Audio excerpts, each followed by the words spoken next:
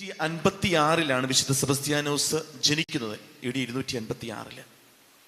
AD 288 വിശുദ്ധ സെബസ്ത്യാനോസ് ഈശോയ്ക്ക് വേണ്ടിയിട്ട് ധീര രക്തസാക്ഷിയായി.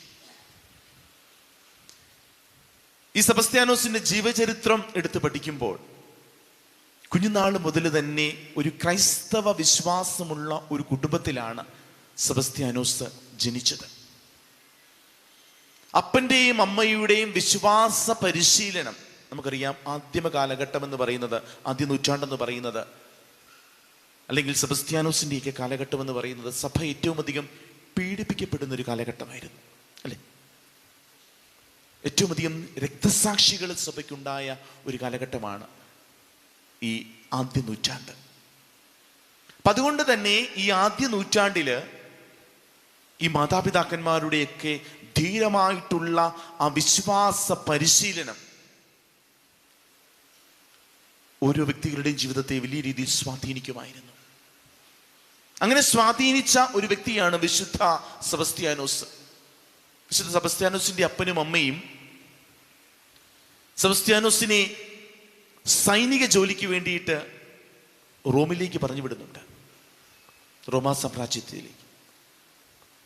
അവിടെ സെബസ്ത്യാനോസ് ചെല്ലുന്ന സമയത്ത് കരീനസ് രാജാവിൻ്റെ ആ കാലഘട്ടത്തിലാണ് സെബസ്ത്യാനോസ് സൈനിക ജോലിക്ക് വേണ്ടിയിട്ട് ചെല്ലുന്നത്.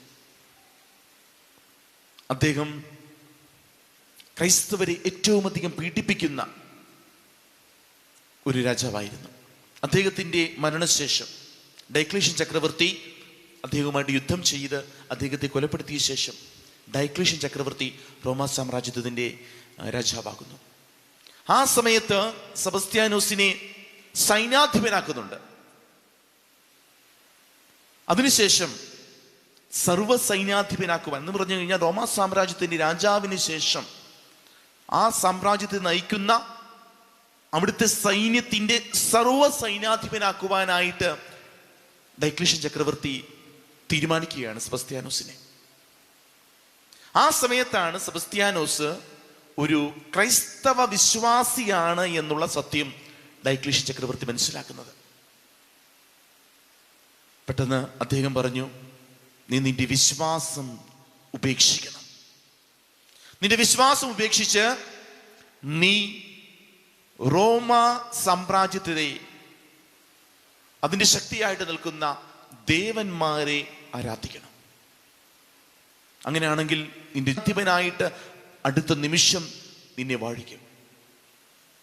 പക്ഷേ വിശ്വാസത്തിൻ്റെ ആ ജ്വാല തൻ്റെ ഹൃദയത്തിൽ ഏറ്റുവാങ്ങിയ സെബസ്ത്യാനോസ് ഒരു സർവ്വസൈന്യാധിപൻ എന്നുള്ള ആ പ്രലോഭിച്ച ആ വിശ്വാസത്തിന്റെ കൈത്തിരിവെട്ടം ഉപേക്ഷിക്കുവാനായിട്ട് അവൻ പരിശ്രമിച്ചില്ല. അവൻ കർത്താവിന് വേണ്ടിയിട്ട് ധീര രക്തസാക്ഷിയാകുവാനായിട്ട് അവൻ തീരുമാനിക്കുന്നു. അങ്ങനെ ഡയക്ലീഷ്യൻ ചക്രവർത്തിയുടെ ആജ്ഞപ്രകാരം അവനെ അമ്പെയ്യുന്നു. നമുക്കറിയാം, യഥാർത്ഥത്തിൽ സെബസ്ത്യാനോസ് അമ്പെയ്തല്ല മരിക്കുന്നത്, അമ്പെയ്യപ്പെടുന്നുണ്ട്. പക്ഷേ അവിടെ നിന്ന് സെബസ്ത്യാനോസിനെ രക്ഷിക്കുന്നുണ്ട്. അതിനുശേഷം വീണ്ടും അവൻ സധൈര്യം ഡയക്ലീഷ്യൻ ചക്രവർത്തിയുടെ മുൻപിലേക്ക് വരുന്നു. എന്നിട്ട് വീണ്ടും പറയുന്നു, എൻ്റെ കർത്താവിനോടുള്ള വിശ്വാസം സധൈര്യം ഏറ്റുപറഞ്ഞ് ആ വിശ്വാസത്തിന് വേണ്ടിയിട്ട് ജീവിക്കുവാനായിട്ട്, വേണ്ടി വന്നാൽ വീണ്ടും വീണ്ടും കൊല്ലപ്പെടുവാനായിട്ട് ഞാൻ തയ്യാറാണെന്ന് പറഞ്ഞുകൊണ്ട് വീണ്ടും ഡയക്ലീഷ്യൻ ചക്രവർത്തിയുടെ മുൻപിലേക്ക് പോകുന്ന സെബസ്ത്യാനോസ്, അവിടെ വെച്ച് സെബസ്ത്യാനോസിനെ വീണ്ടും ആ സൈന്യം വളഞ്ഞിട്ട് കൊല്ലുന്നു. അങ്ങനെയാണ് സെബസ്ത്യാനോസിന്റെ രക്തസാക്ഷിത്വം വരിക്കുക. ഞാൻ ഈ പറഞ്ഞു വന്നത്, സെബസ്ത്യാനോസിന്റെ ചരിത്രം ഞാൻ പറഞ്ഞു വന്നത്, ഈ വിശ്വാസം സെബസ്ത്യാനോസിന് ലഭിച്ചത് യഥാർത്ഥത്തിൽ അവൻ്റെ അപ്പൻ്റെയും അമ്മയുടെയും ജീവിതത്തിൽ നിന്നാണ്. ആ ചരിത്രം വായിക്കുമ്പോൾ നമ്മൾ മനസ്സിലാക്കും, ആ അപ്പനും അമ്മയും സെബസ്ത്യാനോസിന് നൽകിയ വിശ്വാസത്തിന്റെ ആ കൈത്തിരിയാണ് യഥാർത്ഥത്തിൽ അവനെ കർത്താവിന് വേണ്ടിയിട്ട് ധീര രക്തസാക്ഷികളാക്കുവാനായിട്ട്, അല്ലെങ്കിൽ ആ രീതിയിൽ അവൻ്റെ ആത്മീയതയെ വളർത്തുവാനായിട്ട് അവനെ സഹായിച്ചത്. എന്ന് പറഞ്ഞാൽ നമുക്കൊക്കെ നമ്മുടെയൊക്കെ കുടുംബങ്ങളിൽ വിശ്വാസം കൈമാറ്റം ചെയ്യപ്പെടേണ്ട ഇടങ്ങളാണ് എന്നുള്ള ഓർമ്മപ്പെടുത്തലാണ് വിശുദ്ധ സെബസ്ത്യാനോസിന്റെ ജീവിതം നമ്മുടെ മുമ്പിൽ വെക്കുന്നത്. നമുക്കറിയാം, വിശ്വാസം രണ്ട് രീതിയിലാണ് ലഭിക്കുക. പഴയ നിയമത്തിലേക്ക് ചെന്നാൽ അബ്രഹാത്തിന് വിശ്വാസം ലഭിച്ചത് ദാനമായിട്ടാണ്. അബ്രഹാത്തിന് വിശ്വാസം ലഭിക്കുന്നത് ദാനമായിട്ടാണ്. ദൈവം ദാനമായിട്ട് അബ്രഹാത്തിന് വിശ്വാസം കൊടുക്കുന്നു. ഇറ്റ്സ് എ ഗിഫ്റ്റ്, ദാനമാണ്. പക്ഷേ അബ്രഹാത്തിന് ശേഷം അബ്രഹാത്തിന്റെ മക്കൾക്ക് അബ്രഹാം ഈ ഗിഫ്റ്റ് ട്രാൻസ്ഫോം ചെയ്യുകയാണ്, ട്രാൻസ്മിറ്റ് ചെയ്യുകയാണ്, കൈമാറ്റം ചെയ്യുകയാണ്. അബ്രഹാത്തിന്റെ മകനായ ഇസഹാക്കിനും പിന്നീട് യാക്കോബിനും. അങ്ങനെ ആ പഴയ നിയമത്തിലെ ഇസ്രായേലിന്റെ ചരിത്രത്തില് എല്ലാ പൂർവ്വപിതാക്കന്മാരിലേക്കും അവരുടെ മക്കളിലേക്കും അതിനുശേഷം അബ്രഹാത്തിലൂടെ ലഭിച്ച ദൈവത്തിന്റെ ദാനമായി ലഭിച്ച ആ വിശ്വാസം കൈമാറ്റം ചെയ്യപ്പെടുകയാണ്. പ്രിയമുള്ളവരെ, നമ്മുടെ കുടുംബത്തിലും നമ്മുടെ മക്കളിലേക്ക് വിശ്വാസം യഥാർത്ഥത്തിൽ ഈ കാലഘട്ടത്തിൽ കൈമാറ്റം ചെയ്യണം.